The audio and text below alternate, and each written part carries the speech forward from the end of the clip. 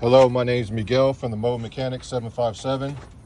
Just replaced a alternator on a Honda Accord.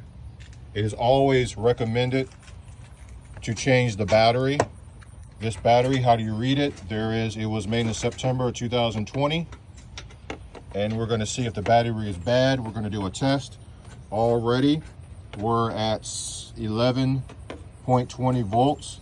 It takes 9 volts for the starter to turn. When you turn in the key, you're turning a load on the battery. It takes 5 volts for the inside to work. So if your inside is working but the outside is not, check the battery. So this battery is 630 cranking amps right here.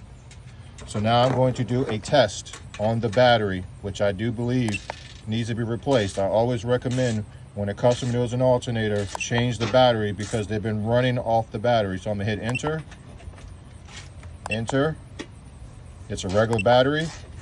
Cranking amps is 630.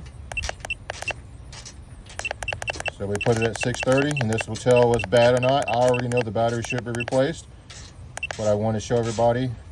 I'm going to hit enter. Now it's going to test the battery and it says charge, retest. So on this battery, it is running at 29%. As soon as this thing gets cold, the battery will not start this car.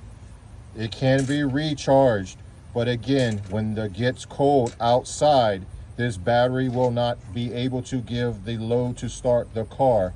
If you're changing the alternator, always change the battery. If you like this video, please like, subscribe, and share. Thank you.